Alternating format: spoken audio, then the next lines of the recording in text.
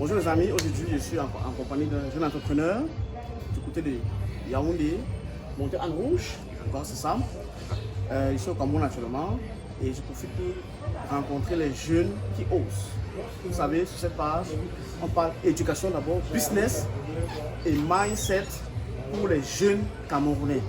Donc il est temps que les jeunes rêvent. N'oubliez pas, au mois d'octobre commencent les cours d'allemand en ligne. Inscrivez-vous massivement à ce numéro. En 3 mois, vous allez parler allemand couramment. Donc, avec nous, on démystifie, on a mis un programme sur pied qui va vous permettre de parler allemand couramment après 3 mois. Donc, si vous êtes nouveau sur la chaîne, abonnez-vous, likez, partagez avec vos amis et n'oubliez pas d'activer la cloche de notification. Donc, bienvenue, bonjour, Awa Store. Comment tu vas? Très bien. Est-ce que tu peux déjà te présenter pour ceux qui ne connaissent pas? D'accord. Déjà, à la mairie, tout le monde me connaît comme Bianque Berlin, ou bien complètement Bianque Berlin Rodier. Et de là maintenant, dans le marché, dans le business des affaires, je reprends maintenant le nom de Tony. Tony. Voilà, Tony. Là, tout le monde, une fois que tu vas dire j'étais chez Tony, on va vite vous connaître. On va le connaître. D'accord. Mais est-ce que tu peux nous parler de ton parcours scolaire brièvement? Ouais, brièvement, mon parcours scolaire, j'ai fait comme toujours, presque comme la normale des enfants, du primaire, du secondaire, même arrivé à l'université. À l'université, j'ai fait jusqu'au 4e année. Quatrième année. Non, master. Master 1. Voilà. Mais j'ai pas poursuivi le master 2 pour pouvoir finir, pour pouvoir terminer. De là, j'ai directement quitté le côté scolaire pour entrer dans les affaires. Je suis entré dans le business après le master. Et pourquoi tu n'as pas continué le master 2? C'était pas intéressant. Déjà, tu as fait master en quoi? Oui, j'ai fait un master, j'ai eu un master en géographie. En géographie. Exactement. Et pourquoi tu n'as pas continué un master 2 en géographie? À ce moment-là, déjà, la vision était différente. Je peux vraiment vous le dire, il y avait déjà une autre vision de moi, plus tard, qui sortait un peu du contexte normal. Et il n'y avait que l'issue d'être entrepreneur quand le business c'est fait l'entrepreneuriat. C'est pas à chaque que je l'ai fait. Donc du côté entrepreneurial, ça me donnait un peu plus d'ouverture comparé au secteur scolaire, le cheminement scolaire que je faisais. Et petit, en fait, c'est pas que c'est devenu une fois d'un coup comme l'éclair, non, c'est petit, au fur et à mesure que tu vois les choses, au fur et à mesure que tu dessines les choses, tu vois que ça va aller dans une direction. Donc, je ne vais pas dire que je l'ai fait pas à la famille, j'ai commencé petit jusqu'à ce que quand on commence à voir que ça peut amener quelque part, on va quelque part, il y a aussi un suivi, on a commencé à me donner un peu plus de largeur, plus de temps libre pour moi-même. D'accord. Et comment est-ce que la famille a réagi quand tu leur as fait comprendre que tu as arrêté les études? Exactement, parce que là, on me dit, comme je suis en train de dire, c'est uniquement quand ils ont commencé à voir que ma route que je prenais déjà avait au moins un sens. Pour donner quelque part, il y avait des étapes. Mais déjà, c'était pas facile. Parce que quand on revient un peu de la famille, là, je suis le dernier sur carrément 6 autres au-dessus de moi. Bon, 5 autres pour être plus précis, pardon, je suis le 6e. Donc 5 autres au-dessus de moi. Je suis le dernier qui commence à diverger pendant que tout le monde suit la même route. C'est un peu compliqué, ça a été très difficile. Très difficile. Mais oui. J'imagine qu'aujourd'hui, tu donnes raison. Il me donne raison, mais jusque-là, je n'ai pas encore produit ce qu'ils veulent. Donc, vous savez qu'avec la famille, il y a au moins un niveau où on aimerait que tu arrives d'abord avant de dire que, au moins ce. Ok, d'accord. Mais pourquoi est-ce que tu n'as pas cherché à faire un concours? Pourquoi tu n'as pas cherché à travailler à la fonction publique, par exemple? J'ai eu à chercher. J'ai fait nombreux. Déjà, j'ai fait l'école d'IFOD pour moi. L'IFOD, oui, pour les géographes. Donc j'ai fait l'IFOD, j'ai fait Combien de fois? De la police. J'ai fait 2 fois. 2 fois l'IFOD. Ok. Ouais, j'ai fait les prépas. Et le concours de la police, tu as fait combien de fois? Le concours de la police, je l'ai fait 3 fois. 3 fois? 3 fois, exactement. Ah oui. Et à chaque fois, il faut dire pour les 3 fois, à chaque fois, je suis passé, tu vois le genre que tu postes du bas là jusqu'en haut. Bon, je ne vais pas dire le bas, c'est-à-dire de gardien de la paix, tu poses le gardien de la paix avec le BPC, tu prends le bac, tu poses, tu prends le licence, tu mets là jusqu'au commissaire. Tu as composé tous les trois là 3 fois. Exactement. Tu n'as pas eu. Rien. Et à quel moment tu te dis, c'est l'entrepreneuriat qu'il me faut, c'est le business qu'il me faut réellement? Exactement. À quel moment? Exactement, je peux même dire que c'est après la deuxième fois. Hein. Parce que la troisième fois, quand je fais encore le concours, je suis poussé par la famille. Oui. Que non, il faut le faire, il faut le faire. Je suis poussé par la famille. La deuxième fois, quand ça ne réussit pas, avec déjà l'idée des concours, de la fonction publique qu'on a ici, c'est-à-dire si tu n'as pas le travail, tout le reste, ça ne va pas trop marcher. Donc, et avec même ce que je faisais perso, avec mon propre background. Donc quand je regardais, et ça ne marchait pas. Ça ne marchait pas fort. Tu es bon, tu vois que ce que tu vas mettre là-dessus est bon, mais ça ne va pas te pousser jusqu'à arriver où tu veux. Le résultat ne serait pas ce que tu attends. D'accord. Et tu as commencé, ça fait combien de temps? Là, j'ai commencé, je vais dire, ça fait voici la 4e année. Donc, il y a 4 ans, tu as commencé avec combien? Donne un chiffre.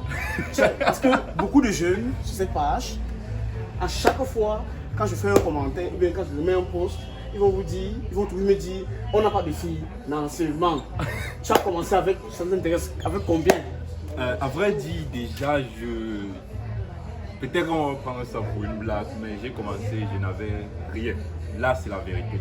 Ce que j'avais, bon, rien, c'est pas rien zéro, mais le rien là, c'est-à-dire j'avais 500 pour la connexion.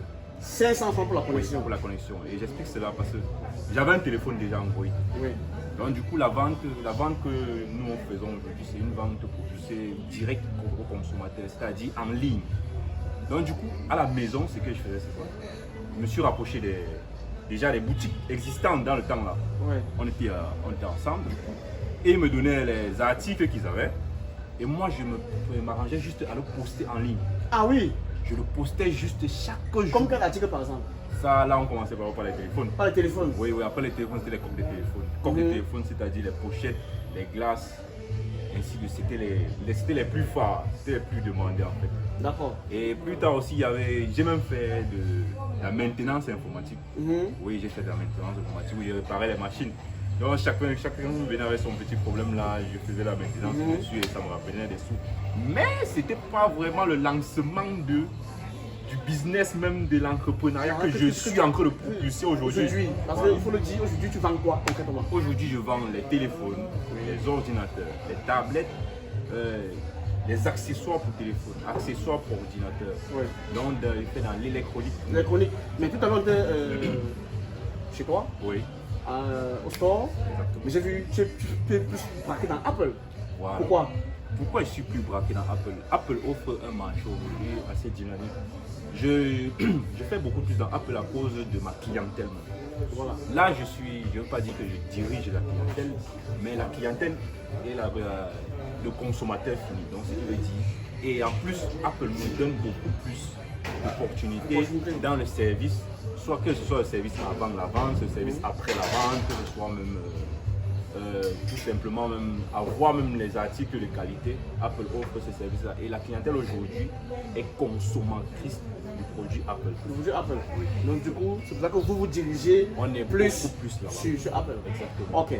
Et aujourd'hui alors, en termes de chiffre d'affaires, tu me veux 4 ans après d'être passé de 500 francs avec ta connexion, tu as aujourd'hui un local, que j'apprécie, c'est bien. Tu peux être dans combien? Un chiffre d'affaires pour permettre aux gens d'avoir l'idée de l'évolution. L'idée d'évolution jusqu'à aujourd'hui, en termes de chiffre d'affaires, bon, on va pas limiter, je vais plutôt donner une tranche. Oui, il n'y a pas de souci. Une tranche, qu'on va vous dire, par jour. Par jour, en moyenne, on fait le maximum d'avoir 10 000. 10 000 francs de marge. De marge par jour. Alors, ça veut dire qu'en un mois, on a 300 000. Ah. Est-ce que, on dit ça comme ça, voilà. Mais est-ce qu'avec 300 000, tu as envie d'aller au Canada? Avec 300 000, j'ai envie d'aller au Canada. Aller au Canada, bon, là, ça parce que, apparemment, c'est une tendance ici. Les gens qui m'ont au Canada, est-ce que, franchement, quelqu'un qui a 500 000 francs, qui a 500 000 francs ici au Cameroun, avec toute la liberté qu'on connaît, est-ce que, pour toi, tu te vois aller au Canada? Bon. Quitter là maintenant, c'est que j'ai dit ici pour aller au Canada. On dit de vivre une vision meilleure, mais bon, c'est la vision que j'ai, ce n'est pas d'immigrer et caler comme tout le monde fait. Ah, ok. Ouais, j'ai plutôt une vision un peu différente. C'est-à-dire là maintenant, j'aimerais bien partir au Canada pour rencontrer nos fournisseurs de telle manière physique. Parce que là maintenant, on par le BIAS. Ah, donc là c'est pour voyager, pour augmenter, pour upgrade le business. Exactement. Voilà, pour rendre un peu le business populaire. Pas pour rester là-bas. Non, en fait. non. Ah, d'accord, je comprends. Alors, je sais, depuis que je te connais, tu as fait le système anglophone. Exactement. Tu es parfaitement bilingue. Voilà. Quel est l'avantage d'être parfaitement bilingue dans le business? Ça c'est... Ah, c'est un point pourquoi, c'est une question que je pose parce que je les encourage pour être bilingue, mais ils ne comprennent pas les choses. Oui. Je leur dis l'anglais ou bien indispensable. Toi qui es entrepreneur, toi qui es parfaitement bilingue, quel avantage? Il faut écoutez bien. Vraiment là c'est un fort être bilingue. Surtout parler anglais. Voilà. Surtout parler anglais. Quand on dit bilingue, on peut parler espagnol et le français, ça fait. C'est vrai. Mais là, surtout parler l'anglais. Déjà qu'on a la chance que le Cameroun, lui, il est d'abord bilingue. Parce qu'ils nous offrent déjà la chance d'avoir les deux langues les plus étendues. Ouais, bon. On a le français, on a l'anglais. Mais tant que tu parles beaucoup l'anglais, tu parles vraiment l'anglais, tu écoutes, tu comprends l'anglais, ça devient plus facile de faire les affaires à l'international. Voilà. Là, c'est très facile. Que ce soit international, c'est même trop dit parce qu'aller même au niveau national, il y a des gens qui ne parlent pas français. Et étant donné le service de vente, il faut que tu sois à l'écoute de celui qui veut quelque chose, à l'écoute de ton consommateur. Si ton consommateur te parle en anglais, au moment où tu le réponds en français, lui n'a pas la compréhension rapide. Mais quand tu apportes une réponse dans ça là en anglais, là il comprend très rapidement. Le business c'est devient fluide. Exactement. Donc la discussion devient très fluide, que ce soit l'échange par texto, que ce soit l'échange verbal en appel. Parce qu'il y a ceux qui appellent directement, ils te parlent seulement l'anglais. Tu n'as pas le temps de courir sur Google pour partir dire que bon, Google, est-ce qu'il essaie de traduire un peu, le site essaie de traduire ceci pour me donner la réponse qu'il veut copier et donner. Mais du coup, je pose la question, ça veut dire quoi? D'où viennent vos clients? Est-ce qu'un Camerounais lambda peut se permettre de débourser 1 million de francs pour acheter un iPhone? C'est la question que je me pose. D'où viennent vos clients? Nos clients sont tout le monde. Tout le monde. Ouais. Donc, même toi ici, là, tu es mon client. Ah, d'accord. Oui, mais attention, vous savez que les Camerounais ont suffisamment de la puissance financière pour se mettre sur le téléphone alors. Bon, là, on m'a dit la puissance financière. Je veux une fois introduire un système que nous on utilise aujourd'hui. Oui. Le paiement en tranche. Ah, le paiement en tranche. Oui. Mais est-ce que vous n'avez pas peur de la malhonnêteté des Camerounais? C'est là maintenant où vient le hic. Bon, on ne va pas appeler la malhonnêteté des Camerounais, c'est juste qu'il n'y a pas de traçabilité assez forte. C'est ça le problème. Donc du coup, avec les polices d'assurance, la police d'assurance qu'on a c'est quoi? Avec le paiement en tranche, donc on s'arrange tout simplement. C'est que tu fais les versements à ton rythme. À ton rythme, c'est-à-dire ici l'article coûte 300 000, tu viens avec 50 000, tu fais ton premier versement, prochainement tu viens avec 100 000, tu fais ton deuxième versement. Ça peut être étendu sur 3 mois. Ah d'accord, mais quand tu fais le premier, la personne fait le premier versement, vous ne lui remettez le téléphone. Voilà, ça me permet d'arriver, il n'y a pas fini. Ah d'accord. Maintenant, il verse jusqu'à arriver à la totalité de la somme entendue. D'accord, là voilà, donc on conclut pour mieux dire. Ah d'accord. Maintenant, à la fin, dès qu'il a tout versé, il récupère une fois.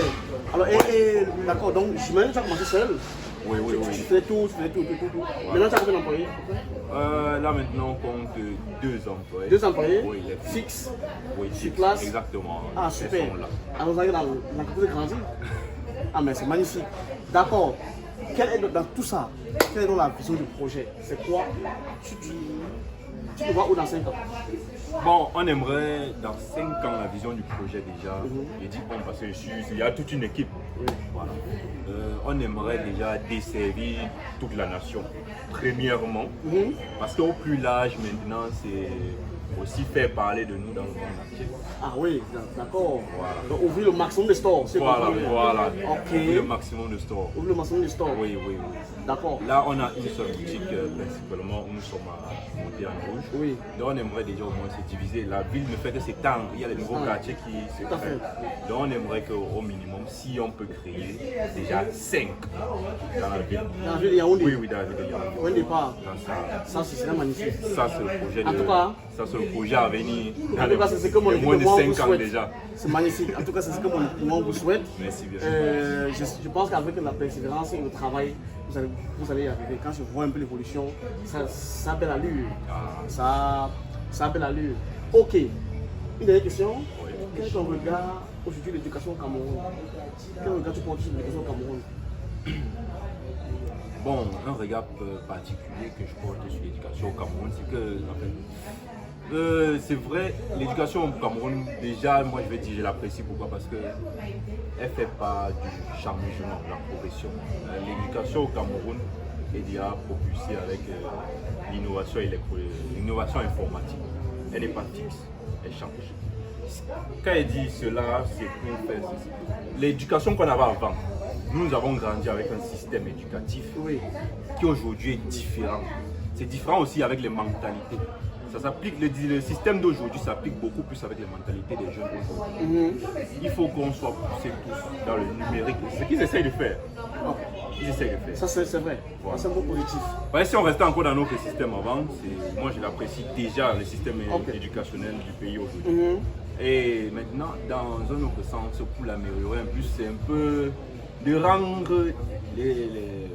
rendre les cours plus adéquats et plus profonds. Parce qu'aujourd'hui, on le fait juste à la volée. Moi, je dis à la volée, parce que les cours ne sont plus aussi profonds que ça.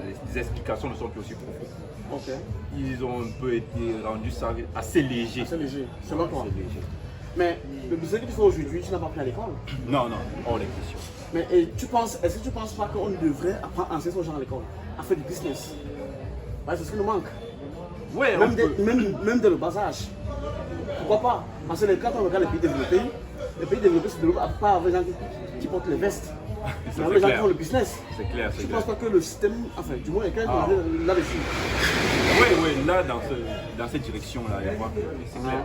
Le système, mais bon, on va dire, c'est une bonne chose. On peut créer une connect à cela pour qui donne une ouverture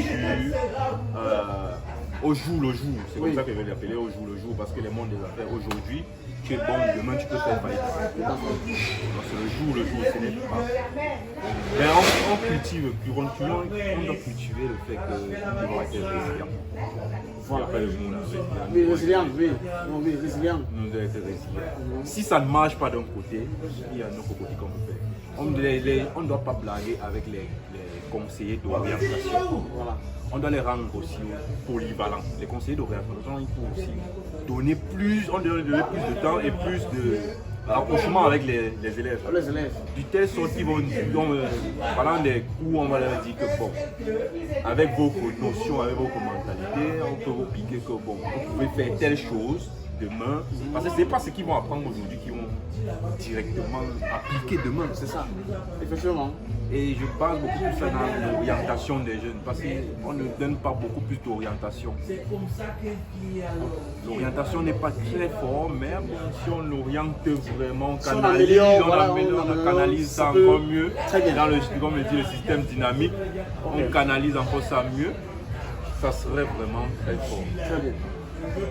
Du coup, tu es où exactement et tu donnes les contacts. Comment faire pour avoir les téléphones de Our Store? Ok. Aujourd'hui, nous sommes situés à la Montagne Rouge. Montagne Rouge, plus précisément, en face de MTN, par la Carrefour Intendance. Donc, au Carrefour Intendance, il y a une maison MTN à la Montagne Rouge. Très bien. Voilà. Et maintenant, le contact qui va s'afficher au bas de l'écran, ou bien il veut noter soit le 655 37 19 15. Là, on va répondre directement. On a Très les bien. lignes qui vont suivre, que ce soit WhatsApp, que ce soit appel, que ce soit SMS.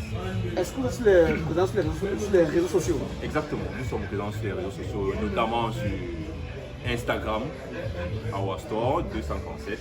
Au niveau de TikTok, Là, on est aussi Our Store 237. Très bien. En tout cas, c'était un plaisir vraiment de jouer avec toi. Comme ce Cameroun, je viens vous toucher du doigt ce que je vois depuis les statuts. Voilà. En tout cas, c'était un plaisir. Les amis, vous savez ce qu'il y a à faire. Tu dors, ta vie dort. Tchuss, je parle.